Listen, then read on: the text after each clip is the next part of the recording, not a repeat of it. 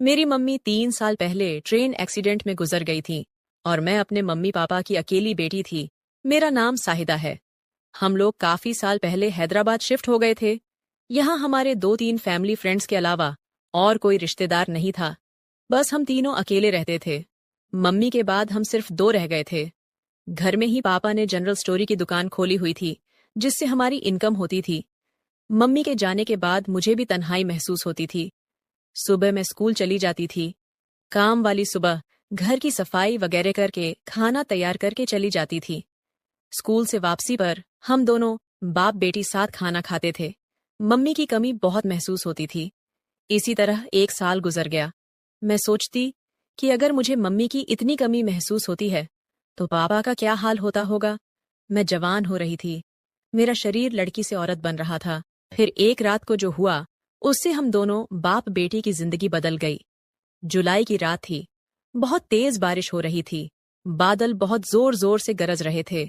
मैं अपने कमरे में सहमी हुई सोने की कोशिश कर रही थी, मगर डर के मारे नींद नहीं आ रही थी। अचानक से बादल बहुत जोर से गरजा तो मेरी चीज निकल गई और जल्दी से मैं पापा के रूम की तरफ भागी और पापा के बिल्कुल सामने जा खड़ी हुई।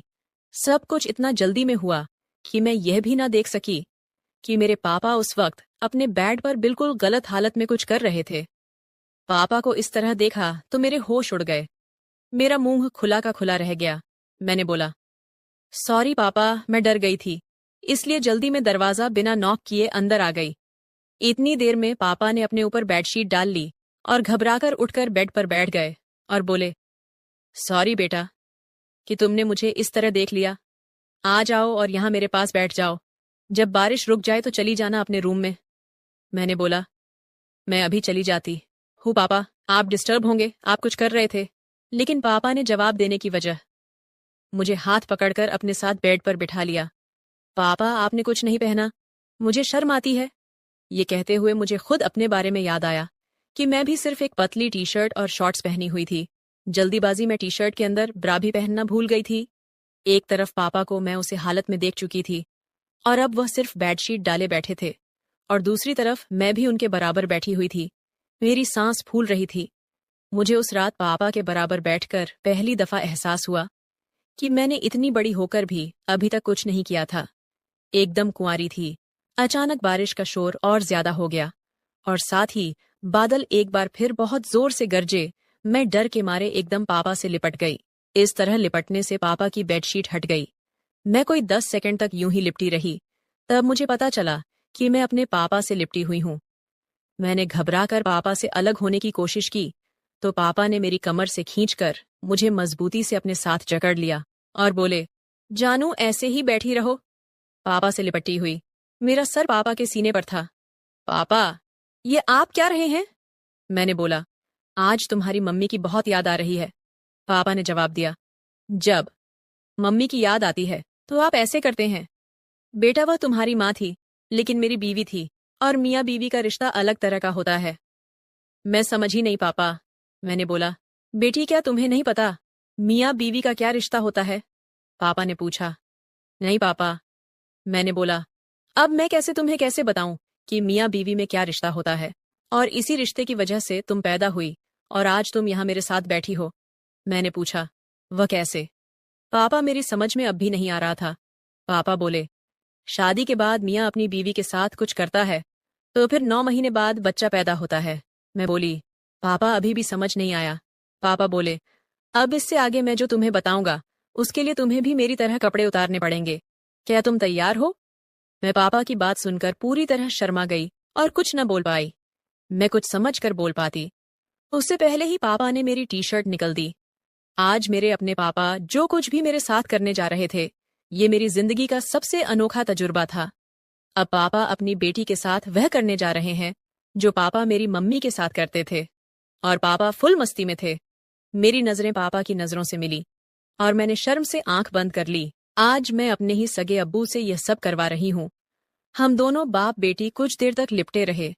फिर पापा ने मुझे रात भर प्यार किया। कुंवारी होने की वजह से पहले मुझे बहुत दर्द हुआ। मैं बहुत रोई और चिल्लाई, लेकिन धीरे धीरे पापा के प्यार करते रहने से मैं ठीक होने लगी। दर्द अब बिल्कुल खत्म हो गया था और उसकी जगह अब मुझे इतना मजा आ रहा था कि मैं बता नहीं सकती। पसीने में हम दोनों नहा चुके थे। तो दोस्तों, यह थी मेरी कहानी। अगर आपको पसंद आई हो तो लाइक कर दीजिए, दोस्तों से शेयर करना ना भूलें। मेरा 20 साल का नौकर रामू हमेशा मेरे आगे पीछे घूमता रहता था। मैंने उसे छोटा समझा था, लेकिन एक दिन उसने मुझसे कहा, मालकिन, मुझे छोटा समझने की गलती मत कीजिए। उस रात जब मैंने उसे देखा तो मैं आश्चर्यचकित हो गई थी, क्योंकि उस रात रामू ने 20 साल के लड़के की तरह नहीं, बल्कि 30 साल के आदमी की तरह मेरा। हेलो दोस्तों, आज की इस अनोखी कहानी में आप सभी का स्वागत है। जब से रामू मेरे पास सोने लगा था, तब से मेरे शरीर में बदलाव आने लगे थे। मुझे लगा था कि रामू छोटा है और उसे कुछ समझ नहीं आता होगा, लेकिन धीरे धीरे उसके असली रंग मुझे दिखने लगे। मैंने कभी सोचा भी नहीं था कि 20 साल का लड़का मेरी तरह की 40 साल की महिला को इतना सुख दे सकता है। रामू 20 साल का था। उसे मैं गांव से अपने घर काम के लिए लाई थी। मेरे घर में सिर्फ मैं और मेरा 1 साल का बेटा था।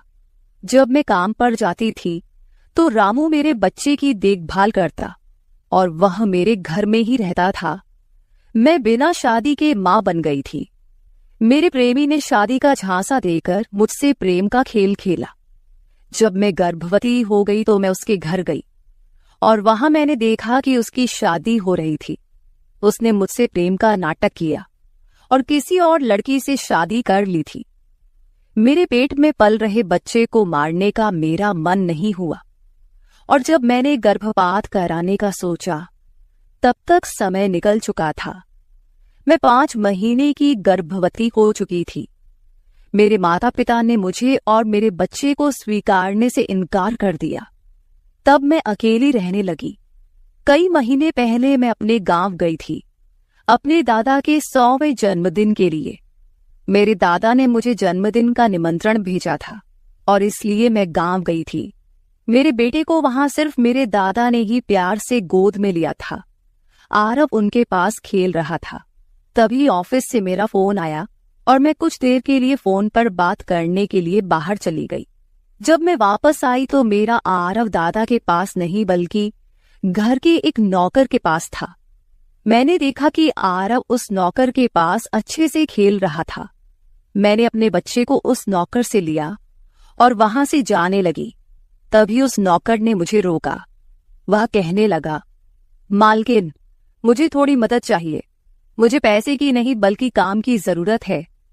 उसने अपना परिचय दिया और कहा, मैं रामू हूं।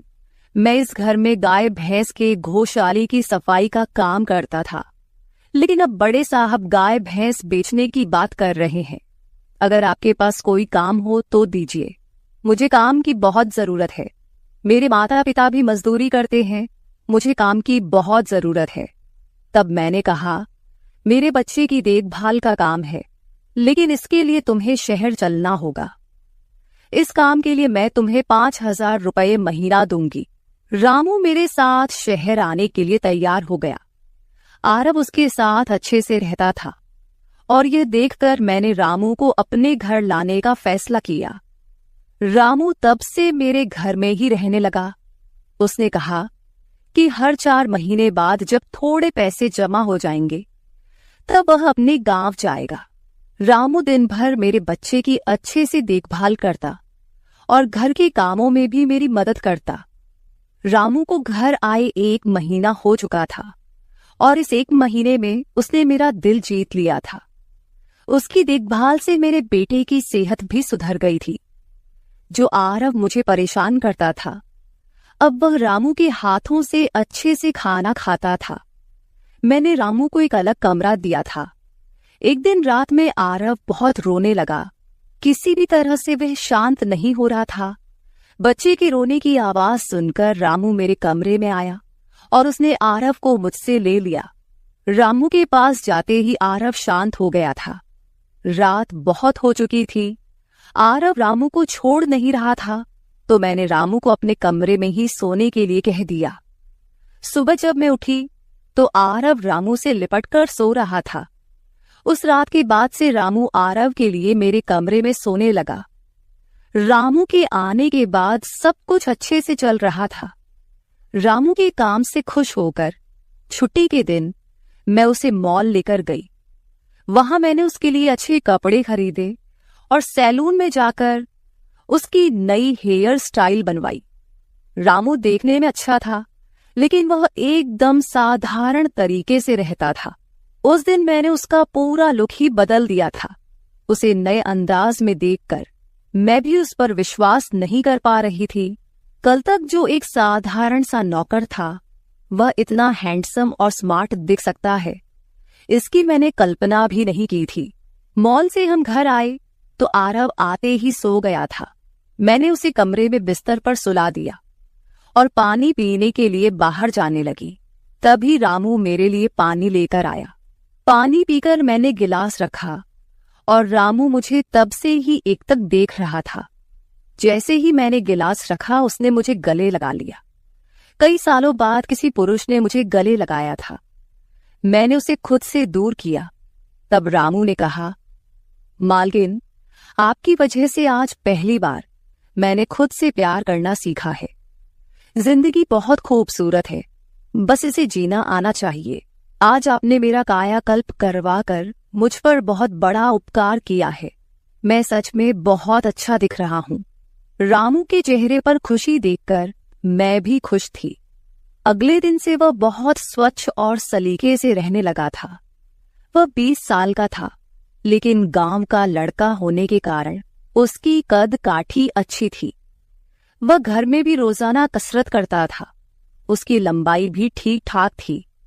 मैंने उससे उसकी पढ़ाई के बारे में पूछा था, लेकिन उसने कहा कि अब उसका पढ़ाई से मन उठ गया है।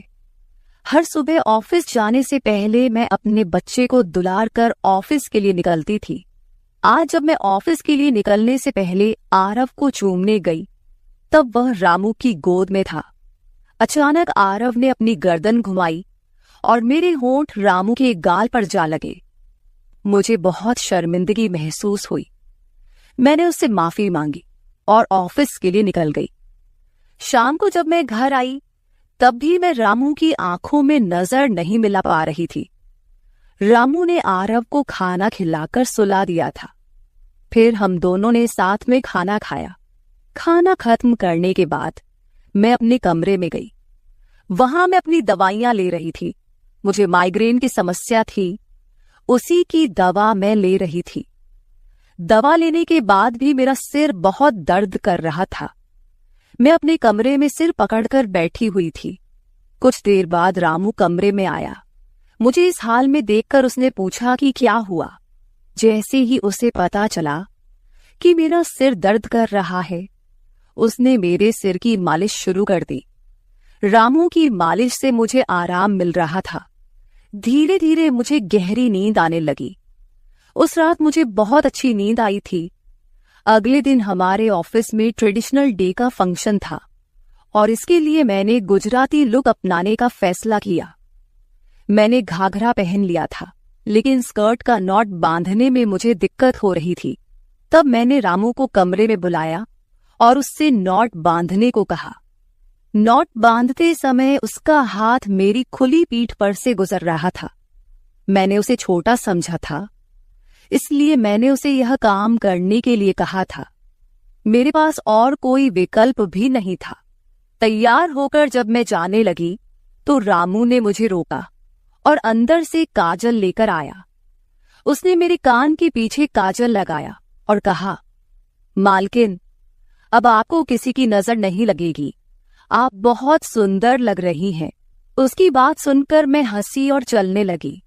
उस दिन शाम को जब मैं घर आई तो मेरे साथ मेरी एक सहेली और उसका प्रेमी भी आया। रामू ने आज बहुत अच्छा खाना बनाया था। मेरी सहेली प्रिया 4-5 दिन मेरे घर रुकने वाली थी। अगले 3 दिन उसका प्रेमी भी मेरे घर पर था। अगले दिन रात को रामू ने खाना बनाया और प्रिया और उसके प्रेमी को खाने के लिए बुलाया, लेकिन वे दोनों कमरे में ही ड्रिंक कर रहे थे। प्रिया तो बहुत ज्यादा पी चुकी थी। वह खाना खाए बिना ही सो गई। उसका प्रेमी रोहन हमारे साथ खाना खाने बैठा। उसने कहा, प्राची, तुम प्रिया से भी ज्यादा सुंदर हो। रोहन के बोलते ही रामू उसे गुस्से से देख रहा था। खाना खत्म करने के बाद रोहन अपने कमरे में चला गया। उसके जाते ही रामू मुझसे कहने लगा, मालकिन, आपके ये कैसे दोस्त हैं? मुझे उस आदमी की बात बिल्कुल भी अच्छी नहीं लगी। तब मैंने रामू से कहा, मैं तुझे घर के सदस्य की तरह मानती हूं। इसका यह मतलब नहीं कि तू मेरे मेहमानों से कुछ भी कहे। तेरा काम है आए हुए मेहमानों की सेवा करना, इसलिए तू सिर्फ वही कर। बाकी मुझे कुछ सिखाने की जरूरत नहीं। रामू को डांट कर मैं अपने कमरे में चली गई। मैंने उसे डांट दिया था, फिर भी वह मेरे लिए पानी लेकर आया। तब मैंने अपनी दवा ली और पानी पीकर सो गई। आज रामू मेरे कमरे में सोने नहीं आया था, ऐसा मुझे लगा। लेकिन सुबह जब मेरी आंख खुली तो मैंने उसे अपने बगल में पाया। सुबह मेरी आंख खुली तो मेरे सामने प्रिया थी। वह बहुत गुस्से में लग रही थी। रामू को मेरे सामने लाया गया। उसके हाथ में प्रिया की ओढ़नी बंधी हुई थी। प्रिया ने कहा, तुम्हारे इस देहाती नौकर ने मेरे प्रेमी का हाथ तोड़ दिया है। रामू बस सिर हिलाता रहा और बोला, मालकिन, मैंने कुछ भी नहीं किया। रात को रोहन साहब नशे में थे, तभी उनका संतुलन बिगड़ गया होगा और वे गिर गए होंगे। रामू भला रोहन साहब पर हाथ क्यों उठाएगा? प्रिया अब भी नशे में लग रही थी, ऐसा मुझे लगा। रामू ने मेरे लिए उन दोनों से माफी मांगी। प्रिया और रोहन तभी वहां से चले गए। रामू मुझसे भी माफी मांगने लगा। मुझे पता था कि उसने कुछ नहीं किया था। आज मैंने छुट्टी ली थी क्योंकि कई दिनों से मैं बहुत व्यस्त थी। आज सोचा कि खुद के लिए थोड़ा समय निकालूं। नाश्ता करने के बाद मैं फिर से 1 घंटे के लिए सो गई। आरव भी मेरे साथ सो गया था। उठने के बाद मुझे 1 कप चाय की जरूरत महसूस हुई। मैं रामू को चाय बनाने के लिए पुकार रही थी, लेकिन उसकी तरफ से कोई जवाब नहीं आ रहा था। उसे ढूंढते ढूंढते मैं उसके कमरे में गई। वहां जाकर देखा कि रामू अभी अभी नहाकर बाथरूम से बाहर आया था। उसने शर्ट नहीं पहनी थी। मैंने पहली बार उसे इस तरह देखा। रामू का शरीर बेहद मजबूत था। उसका शरीर किसी योद्धा की तरह दिख रहा था। मैं उसे टकटकी लगाकर देख रही थी। मुझे उस वक्त कोई होश नहीं था। कई सालों बाद मैं किसी जवान पुरुष को इस तरह बिना कपड़ों के देख रही थी। मैं उसे टकटकी लगाए देख रही थी। तभी रामू ने मुझे आवाज दी। वह मेरे सामने शर्ट पहनकर खड़ा था, फिर भी मैं अपनी सुध-बुध खोए उसे देख रही थी। उसने मेरी आंखों के सामने चुटकी बजाई। तब मैं होश में आई और उससे कहा कि मेरे लिए चाय बना दे। आज घर में ही थोड़ा खुद का स्किन केयर करने का सोचा, इसलिए दोपहर के समय मैं अपने कमरे में अपना पार्लर चलाने लगी। उस समय मैंने शॉर्ट्स और गाउन पहन रखा था और मैं अपने पैरों का वैक्सिंग कर रही थी। वैक्सिंग करते समय गलती से मैंने थोड़ा ज्यादा गर्म वैक्स अपने पैर पर लगा लिया, जिससे जलन हुई और मेरे मुंह से तेज आवाज निकल गई। मेरी आवाज सुनकर रामू दौड़ता हुआ मेरे कमरे में आया। उसने मेरे जले हुए पैर को देखा। उसने मेरे पैर से गर्म वैक्स हटाया और वहां क्रीम लगा दी। उसके हाथ बार बार मेरे पैर पर अनजाने में फिर रहे थे और उस वक्त मेरे मन में जो भावनाएं उत्पन्न हो रही थीं, उन्हें व्यक्त करना मेरे लिए मुश्किल हो रहा था। रामू की नजर मुझ पर पड़ते ही मैं दर्द से कराह उठी। मुझे इस हालत में देखकर उसने कहा, बाई साहब, अब आप बस आराम से लेट जाइए। आपको जो भी करना है मुझे बताइए, मैं आपकी मदद कर दूंगा। मैंने उसे मेरे दूसरे पैर का वैक्सिंग करने को कहा।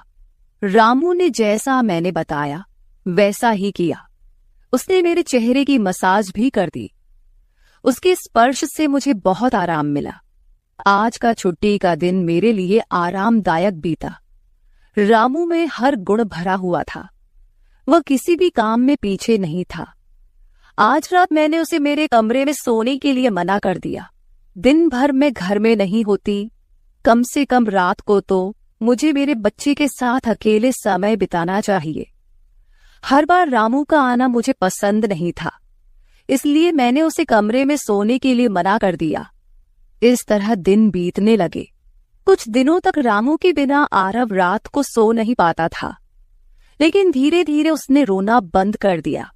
मुझे अपने अंदर कुछ बदलाव महसूस होने लगे थे। सुबह उठते ही मेरा शरीर बहुत दुखने लगता था।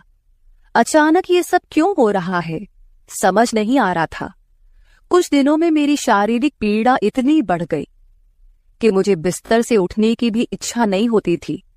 तब मैंने ऑफिस से 1 हफ्ते की छुट्टी ले ली।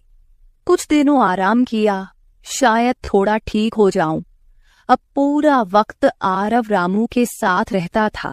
जब उसे भूख लगती तो वह बीच बीच में मेरे पास आ जाता।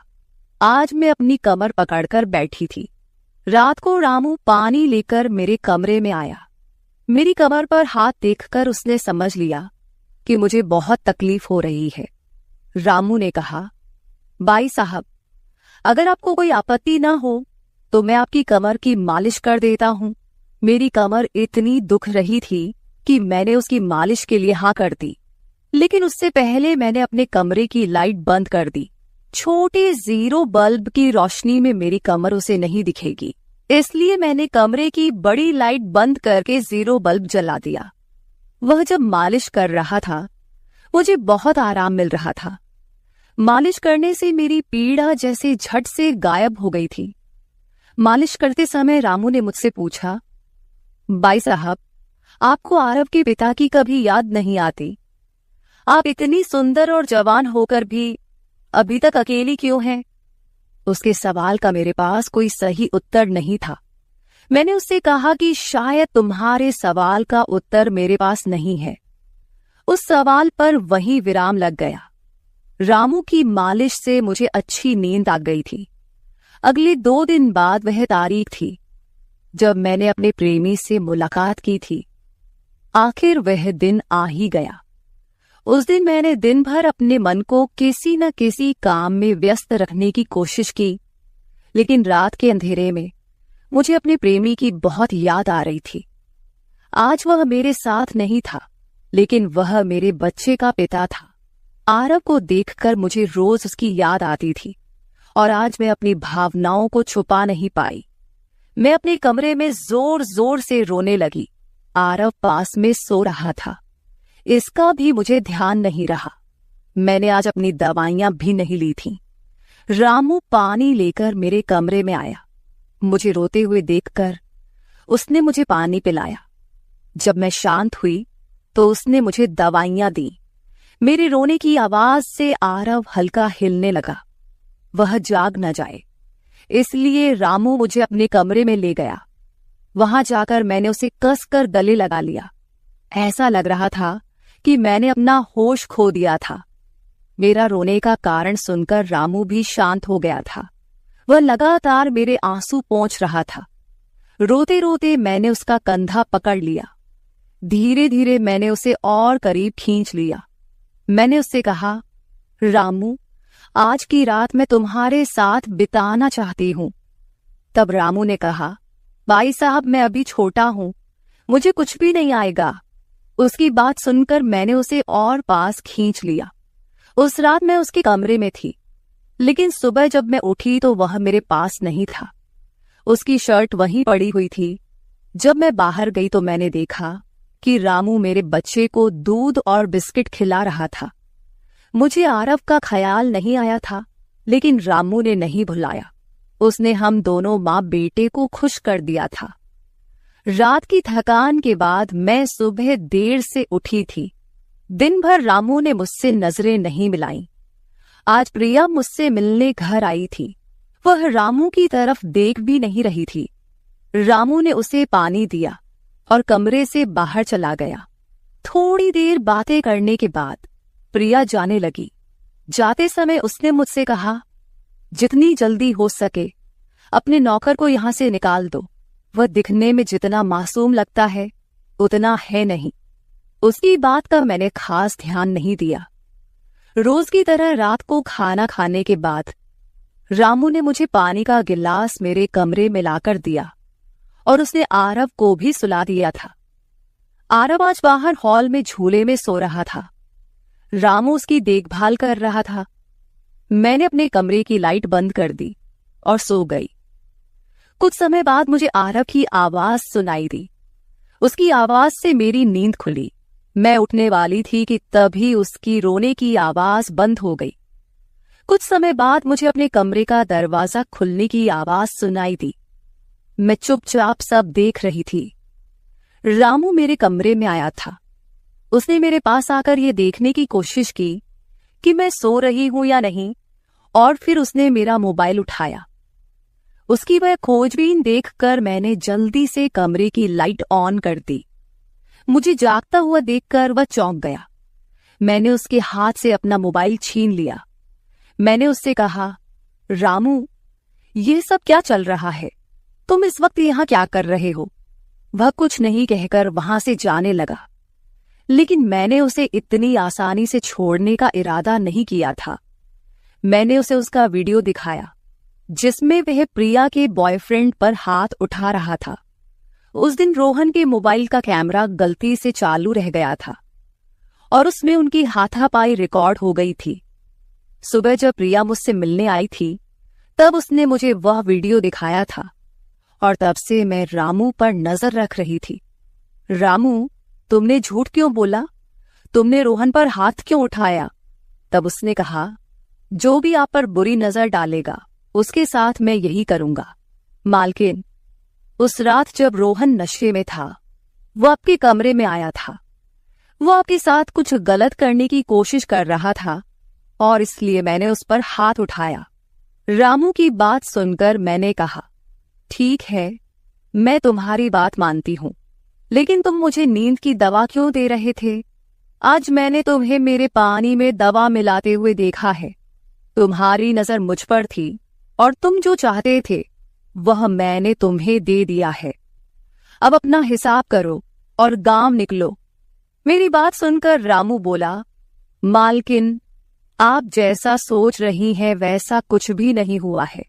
कल रात मैंने आपके साथ कुछ भी गलत नहीं किया। मैंने आपके पानी में नींद की दवा मिलाई थी जिससे आप मेरे पास आते ही सो गई थीं और मुझे आपके साथ कुछ भी गलत नहीं करना था। कुछ दिन पहले मैंने आपको रात में फोन पर बात करते हुए देखा था। मैंने आपकी बातें सुनी थी। आप फिर से अपने उस प्रेमी से मिलने की तैयारी कर रही थी। आपकी मुलाकात आपके ही घर में तय हुई थी। मुझे यह सब पता था। आप उससे ना मिले, इसलिए मैं आपको रात में नींद की दवा दे रहा था। वह व्यक्ति अब भी आपको धोखा दे रहा है। वह आपसे झूठ बोल रहा है।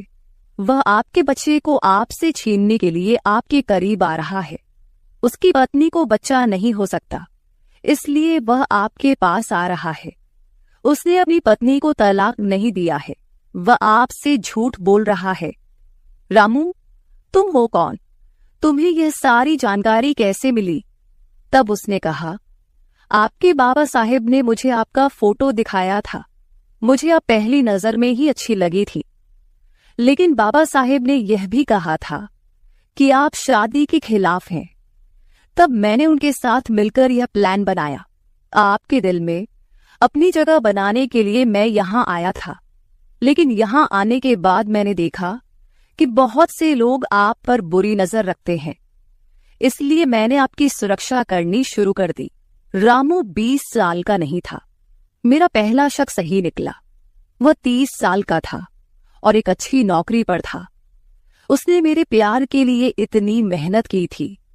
रामू ने मेरे प्रेमी के बारे में जो भी कहा था वह सब सच था।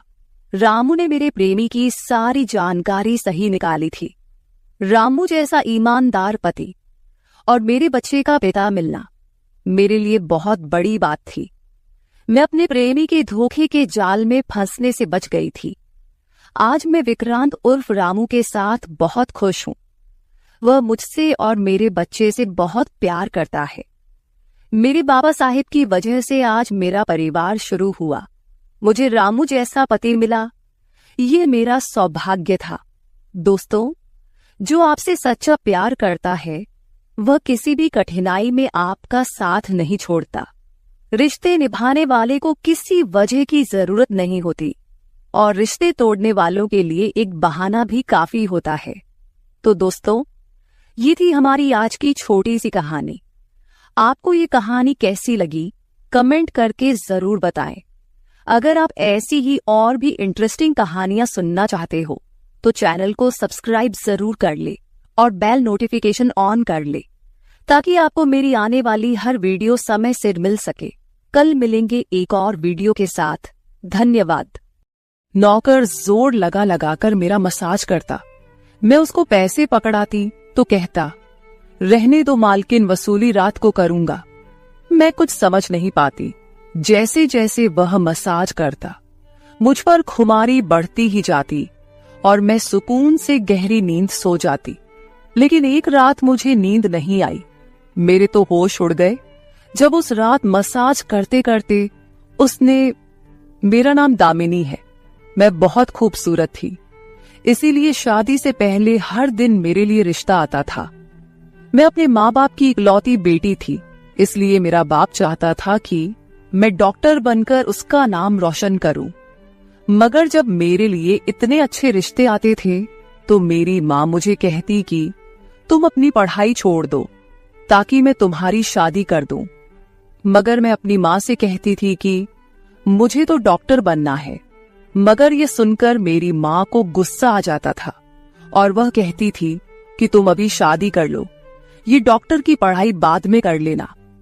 मगर मेरा बाप नहीं मानता था, इसलिए मेरी माँ एक बुजुर्ग बाबा के पास गई और उनसे कहा कि मैं अपनी बेटी की शादी करना चाहती हूँ। मगर उसका बाप नहीं मान रहा। कोई ऐसा ताबीज दो कि उसका बाप शादी के लिए फौरन मान जाए। उस बुजुर्ग ने मेरी माँ से 2000 रुपए लिए और ऐसा ताबीज दिया कि मेरा बाप मेरी शादी के लिए फौरन मान गया। ये रिश्ता दरअसल मेरे बाप के दोस्त ने अपने बेटे के लिए मांगा था और कहा कि आपकी बेटी शादी के बाद भी डॉक्टर बन सकती है। ये सुनकर मेरे बाप ने उससे शादी के लिए फौरन हाँ कह दिया और मैं विदा होकर अपने ससुराल आ गई। मेरे ससुराल वाले बहुत अमीर थे, इसलिए मैं और मेरे पति अलग घर में रहते थे। मेरा पति अपने बाप का बिजनेस संभालता था, इसलिए वह सुबह से शाम तक बिजी रहता था। मैं उसके घर गई तो वहां का ऐशो आराम देखकर मैं चौंक गई। मेरे पति ने मेरी सेवा के लिए कई नौकरानियां रखी हुई थी, मगर उसका एक नौकर धीरे धीरे मेरे करीब आने लगा। उस नौकर ने मुझसे कहा कि मैं यहाँ काफी सालों से काम कर रहा हूँ और आपके ससुराल वाले मुझे बिल्कुल घर के मेंबर की तरह ही समझते हैं। ये सुनकर मैंने भी उसे खास अहमियत देना शुरू कर दी। वह एक दिन मेरे कमरे में आ गया। मैं अभी तक बिस्तर में लेटी हुई थी। उसने मुझे थका थका देखा तो कहने लगा कि आप लेटे रहो, थक गई होगी।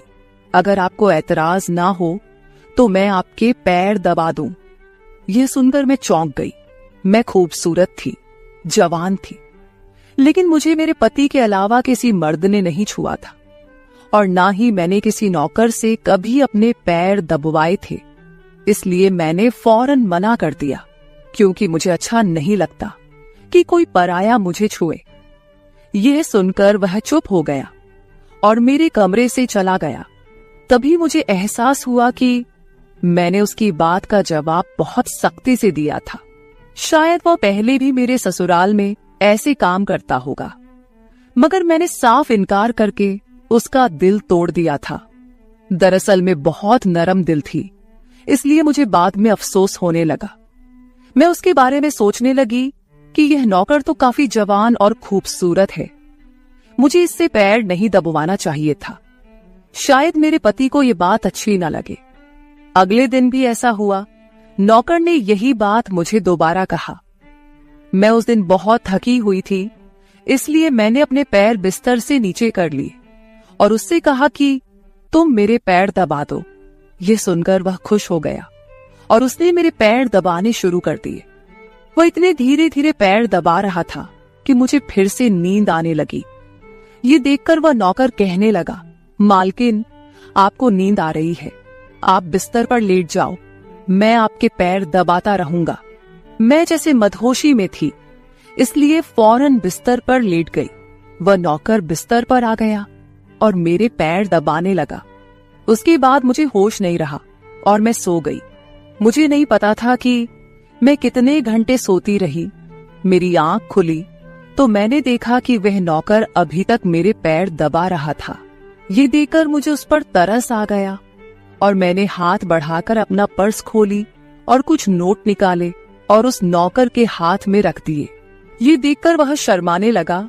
मालकिन, आप मुझे पैसे देकर शर्मिंदा कर रही है। मेरी सैलरी अच्छी है, मुझे इन पैसों की जरूरत नहीं है। ये सुनकर मैंने उससे कहा कि यह पैसे तुम्हारी मेहनत के हैं। ये सुनकर उस नौकर ने मुझसे वह पैसे लिए और मेरे कमरे से निकल गया। मेरा पति रात को देर से आता था, इसलिए मैंने शाम को फिर उस नौकर को अपने कमरे में बुलाया और उसे कहा कि तुम्हारी मालिश से मुझे बहुत अच्छी नींद आती है, इसलिए जब तक मेरा पति घर नहीं आ जाता तब तक तुम मेरे कमरे में ही रहना। शायद नौकर को पैसे का लालच आ गया था, इसलिए वह मेरी बात सुनकर खुश हो गया और कहने लगा, मैं तो आपका मामूली सा नौकर हूँ, जैसा आप कहोगे मैं वैसा ही करूंगा। आपके पैर दबाता रहूंगा ताकि आपकी थकान उतर जाए और आपको सुकून मिले। ये सुनकर मैंने उससे कहा कि तुम्हारे हाथों में जादू है, इसलिए तो मेरी सारी थकावट उतर जाती है। एक दिन नौकर ने मुझसे कहा कि आपकी सास भी कभी कभी मुझसे मसाज करवा लेती थी। ये सुनकर मैं चौंक गई। मुझे मेरी सास ऐसी नहीं लगती थी, मगर वह नौकर झूठ बोलने वाला नहीं लगता था। मुझे ससुराल आए 1 महीना होने वाला था, इसलिए मैंने नौकरों को परख लिया था। वह मुझे हर बात सच ही कहता था। मेरे घर में नौकरानियां भी काम करती थी, मगर वह झूठी और बेईमान थी। वह मुझसे जो बात सुन लेती थी उसे पूरे मोहल्ले में मशहूर कर देती थी, इसलिए मैं उन्हें अपने कमरे में नहीं आने देती। ये नौकर इस घर का पुराना नौकर था, इसलिए मैं उस पर भरोसा करती थी। नौकर भी मेरे कमरे में आता था, मगर अपनी नजरें झुकाकर रखता था। वह मेरे जिस्म को हाथ लगाता, मगर उसकी नीयत खराब न थी। ऐसा हर रात होता था। एक दिन मैंने अपने पति से कहा कि जब से हमारी शादी हुई है हम कहीं घूमने फिरने नहीं गए। ये सुनकर मेरे पति ने कहा कि जब से हमारी शादी हुई है तुम भी तो हर वक्त नींद में रहती हो। मैं रात को घर आता हूँ तो तुम गहरी नींद में होती हो। दिन को मेरे पास वक्त नहीं होता और रात को मेरे घर आने से पहले तुम सो जाती हो। ये सुनकर मैं अपने दिल में सोचने लगी कि यह सब नौकर की मालिश की वजह से हो रहा था। मेरे पति की शिकायत सही थी। मुझे रोज रात को अपने पति के लिए जागना चाहिए था। उस दिन मैंने फैसला किया कि आज रात जब नौकर मुझे मालिश के लिए कहेगा तो मैं इनकार करूंगी, ताकि मुझे नींद ना आए और मैं अपने पति के आने तक जागती रहूं। शाम हुई तो मैंने नहाकर खुद को खूब तैयार किया और दुल्हन बनकर बिस्तर पर बैठ गई। नौकर मेरे कमरे में आया तो उसने मुझे मालिश के लिए पूछा, मगर मैंने साफ इनकार कर दिया। मेरी बात सुनकर वह कुछ उदास हो गया और वापस चला गया। कुछ देर बाद नौकर मेरे कमरे में आया तो उसके हाथ में दूध का गिलास था। मैंने खाना नहीं खाया था, इसलिए फौरन दूध पी ली और अपने पति का इंतजार करने लगी, मगर मुझे नींद आ गई और मैं सो गई। सुबह में जागी तो नौकर फौरन मेरे कमरे में आया और कहने लगा, मालकिन आपके लिए नाश्ता लेकर आऊं। ये सुनकर मैंने अपने पति के बिस्तर की तरफ देखा, वह खाली था। ये देखकर नौकर कहने लगा, मालिक को जरूरी काम था, वह नाश्ता करके चले गए। ये सुनकर मेरा मूड खराब हो गया। मैं रात भर उसका इंतजार करती रही, मगर वह सुबह होते ही ऑफिस चला गया। मैंने नौकर से कहा कि मेरे लिए चाय ले आओ। नौकर कमरे से बाहर निकल गया। तभी मैंने अपने जिस्म की तरफ देखा तो चौंक गई। रात को मैंने दुल्हन का कपड़ा पहना हुआ था, मगर अब मेरे जिस्म पर कोई और कपड़े थे। मगर मैंने अभी जेवरात पहने हुए थे। मेरा सर भारी होने लगा। मुझे ये सोचकर चक्कर आने लगे कि रात को मेरे साथ क्या हुआ था। और मेरे कमरे में कौन था और उसने मेरे साथ क्या किया था, मगर मुझे कुछ याद ना आया। मेरा दिल घबराने लगा और मैंने अपना सर पकड़ लिया। मेरा पूरा जिस्म दर्द कर रहा था, इसलिए नौकर चाय लेकर आया तो मैंने उससे कहा कि मेरा जिस्म दबा दो। यह सुनकर वह बिस्तर पर आ गया और मुझे दबाने लगा। उस दिन मैं देर तक बिस्तर पर पड़ी रही। उस दिन मेरे पति अचानक घर आ गए। मैंने उसे देखा तो उस पर बरस पड़ी। मैं रात को तुम्हारे लिए दुल्हन बनकर जागती रही, मगर तुम नहीं आई। ये सुनकर मेरे पति कहने लगे, मैं रात को कमरे में आया तो तुम गहरी नींद में थी, इसलिए मैंने तुम्हें नहीं जगाया। ये सुनकर मैं चौंक गई, मगर मेरे कपड़े किसने बदली किए और नींद पूरी होने के बावजूद मेरा जिस्म क्यों दर्द कर रहा है। मैं उलझ गई थी। मेरे पति कहने लगे, अच्छा ठीक है, मूड खराब करने की जरूरत नहीं है। मुझे आज रात एक काम के सिलसिले में बाहर जाना है, इसलिए देर हो जाएगी, मगर अभी मेरे पास 3-4 घंटा फ्री है। अगर तुम कहो तो हम अभी कहीं बाहर जा सकते हैं। ये सुनकर मेरा मूड खुद ब खुद ठीक हो गया और मैं सारी रात वाली बातों को भूलकर खुश हो गई। शादी के बाद यह पहला मौका था कि मैं अपने पति के साथ कहीं बाहर जा रही थी। मैं जल्दी जल्दी तैयार होने लगी, जबकि मेरा पति गाड़ी में बैठकर मेरा इंतजार करने लगा। उस वक्त नौकर मेरे कमरे में आ गया और मुझसे पूछा, मालकिन आप कहीं जा रही हैं क्या? ये सुनकर मैंने उससे कहा कि हाँ, मगर तुम क्यों पूछ रहे हो? ये सुनकर नौकर कहने लगा, मैं आपका नौकर हूं, मगर आपको यही सलाह दूंगा कि आप बाहर नहीं जाओ, क्योंकि आपका जिस्म थक जाएगा। ये सुनकर मुझे गुस्सा आ गया और मैंने उससे कहा कि तुम मेरे नौकर हो, मेरे पति बनने की कोशिश मत करो। ये कहकर मैं बाहर चली गई। न जाने मुझे किस बात पर गुस्सा आ गया था। मैंने उस नौकर को खूब खरी खरी सुना दी। वह भी अपनी औकात जान गया था। तभी तो मैं जब घर आई तो वह मेरे सामने नहीं आया। मेरे पति मुझे गेट पर उतारकर वापस बाहर जा चुके थे। जबकि मैं अंदर आई तो मेरा सारा जिस्म बुरी तरह दुख रहा था। शायद मेरे जिस्म को मालिश की आदत हो गई थी। तभी तो रात होते ही वह मालिश के लिए तड़पने लगता था, लेकिन मैंने उस नौकर को नाराज कर दिया था, इसलिए आज वह मेरी मालिश करने नहीं आया। मगर मुझे उसकी जरूरत थी, इसलिए मैंने एक नौकरानी को बुलाया और उस नौकर को बुलाने को कहा। थोड़ी देर गुजरी थी कि वह नौकर मेरे कमरे में आ गया, मेरे बिस्तर पर बैठ गया और चुपचाप मेरे पैरों को दबाने लगा। ये देखकर मुझे शर्मिंदगी हुई। मैंने उसे इतना बुरा भला कहा, मगर उसने मेरी बात को बिल्कुल बुरा नहीं माना। मैंने उसे चुप देखा तो कहने लगी, मुझे उस वक्त पता नहीं क्या हो गया था, इसलिए मैंने तुम्हें खरी खरी सुनाई।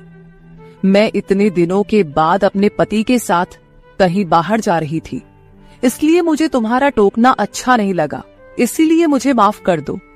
मैं उसकी मालकिन थी और उसे इस काम के पैसे देती थी, मगर अब भी मुझ में इंसानियत जिंदा थी, इसलिए मैंने मालिक होकर भी नौकर से माफी मांग ली, क्योंकि वह भले ही नौकर था, मगर वह एक इंसान भी तो था।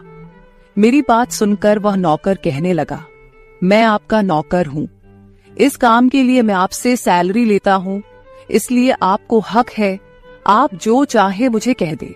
ये सुनकर मैं चुप हो गई, मगर मैंने सोच लिया था कि आइंदा इससे ऐसा कुछ नहीं कहूंगी। वह उस रात देर तक मेरी मालिश करता रहा और फिर मुझे नींद आ गई। मुझे नहीं पता था कि नौकर मेरे कमरे से कब निकला और कब मेरे पति घर पर आए। मैं सुबह उठी तो मेरा पति बाथरूम में था और बाहर जाने के लिए तैयार हो रहा था। मैं उसे हैरानी से देखने लगी। पता नहीं आजकल मुझे क्या हो रहा था। नौकर की मालिश से मुझे इतनी गहरी नींद आती कि मुझे किसी बात का होश ना रहता था। मुझे इस बात का भी पता नहीं चलता था कि मेरा पति कब कमरे में आता था। मैं सोचने लगी कि इस नौकर की मालिश में ऐसा क्या जादू था कि वह मेरे पति के आने से पहले ही मेरी मालिश करता, तो मैं अचानक गहरी नींद में सो जाती थी। सुबह जब मैं उठती तो मेरा सर भारी महसूस होता और मैं चलने फिरने के काबिल नहीं रहती। मगर यह बात मैंने अपने पति को नहीं बताई, क्योंकि मैं नहीं चाहती थी कि ये बात मेरे पति को पता चले कि मैं उस नौकर से मसाज करवाती थी। एक दिन मेरा पति दिन के वक्त घर पर ही रहा। मैंने नौकर से घर के सारे काम करवाए, अपने कमरे में नहीं आने दिया। नौकर भी घर के सारे काम करता रहा और मसाज वाली बात किसी के सामने अपने मुंह से नहीं निकाली। मैं भी चाहती थी कि यह बात किसी को पता ना चले। इस दौरान जब मेरा पति घर से बाहर जाता था, मैं उस नौकर को कमरे में बुला लेती थी। मगर एक दिन मेरा पति अचानक ही घर आ गया और मैं कमरे में थी।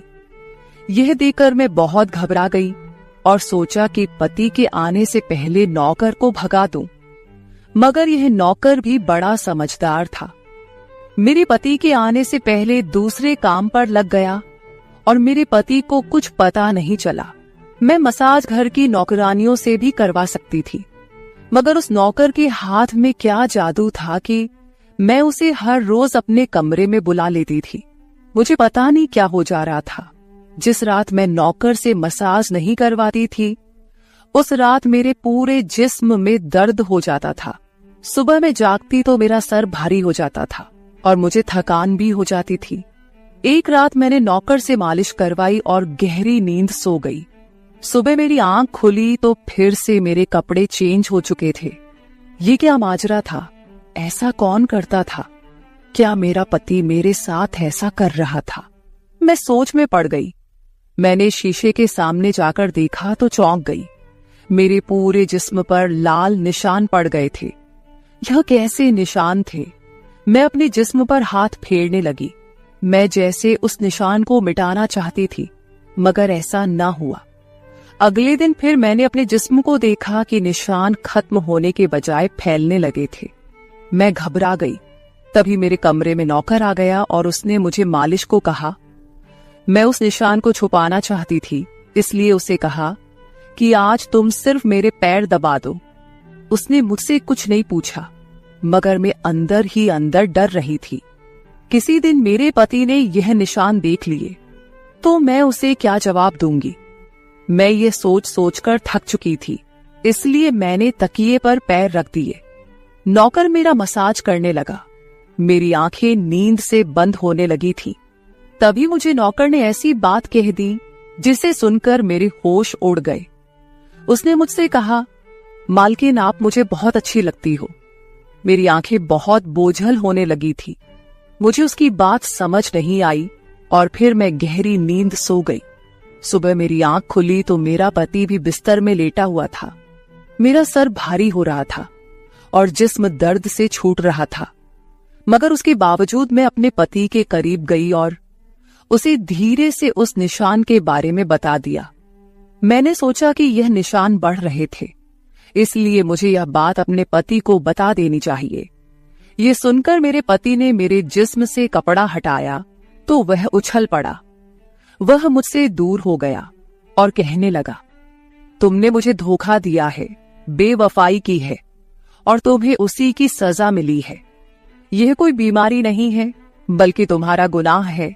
मुझ में क्या कमी थी जो तुमने दूसरा मर्द तलाश कर लिया? मैं काम में बिजी था, मर तो नहीं गया था कि तुमने एक और चक्कर चला लिया। यह सुनकर मैं हक्का बक्का रह गई। मैंने उससे कहा कि यह आप कैसी बातें कर रहे हैं, मैं बेकसूर हूं। मगर मेरा पति हंसने लगा और कहने लगा, ये निशान बता रहे हैं कि तुम गुनहगार हो, इसीलिए मेरे घर से निकल जाओ। मैं तुम्हें तलाक के पेपर भेज दूंगा। उसने मुझे धक्के मार मार कर घर से निकाल दिया। मैं रोते हुए अपने माँ बाप के घर आ गई और उन्हें अपनी बेगुनाही का यकीन दिलाया। वे मेरे अपने थे, इसलिए उन्होंने यकीन कर लिया। उन्होंने कहा कि वह मेरे पति से बात करने जाएंगे, मगर उनके जाने से पहले ही तलाक के कागज आ गए और मेरी हंसती मुस्कुराती दुनिया उजड़ गई। मैं इसका जिम्मेदार किसको ठहराती? कोई भी तो नहीं था। मैं कई दिनों तक रोती रही। मुझे ऐसा लगने लगा था जैसे मैं मरने वाली थी। एक दिन मेरी माँ मेरे कमरे में आई और कहने लगी कि तुमसे कोई मिलने आया है। मैं भागकर गई कि शायद मेरे पति आए हों, उसे मेरी बेगुनाही का एहसास हो गया हो। मगर वहां मेरा पति नहीं था, बल्कि वही नौकर था जो उसके घर काम करता था। मैंने उसे आने का कारण पूछा तो वह कहने लगा, मैं आपके उन निशानों के बारे में जानता हूं। ये सुनकर मैं चौंक गई। मैंने उसको कसकर पकड़ा और उसकी शर्ट का बटन एक झटके से खोल दिया। मुझे अब समझ आया कि मेरे पति ने मुझ पर इतने गंदे इल्जाम क्यों लगाए थे। ये कहकर मैंने नौकर के सीने पर मुक्के मारने शुरू कर दिए। मैंने कहा, ये निशान मेरे जिस्म पर कैसे आए? तुमने मसाज के बहाने मेरे साथ क्या क्या किया था? मुझे सच सच बताओ। ये सुनकर नौकर ने मेरे दोनों हाथ पकड़ लिए और कहने लगा, मेरा नाम राजेंद्र है और मैं तुम्हारे साथ यूनिवर्सिटी में पढ़ता था, मगर मुझे तुमसे प्यार हो गया। मैं भी डॉक्टर बनना चाहता था और मैंने सोचा था कि जब हम दोनों डॉक्टर बन जाएंगे तो मैं तुम्हारे बाप से तुम्हारा हाथ मांग लूंगा। मगर एक दिन तुम्हारी सहेली की जुबानी मुझे पता चला कि तुम्हारी माँ तुम्हारी शादी जल्द करना चाहती है, इसलिए मैंने डर कर तुम्हारे घर रिश्ता भेजा। मगर तुम्हारे बाप ने इनकार कर दिया और कहा कि मैं अपनी बेटी की शादी तब करूंगा जब वह डॉक्टर बन जाएगी। इसलिए मैं टेंशन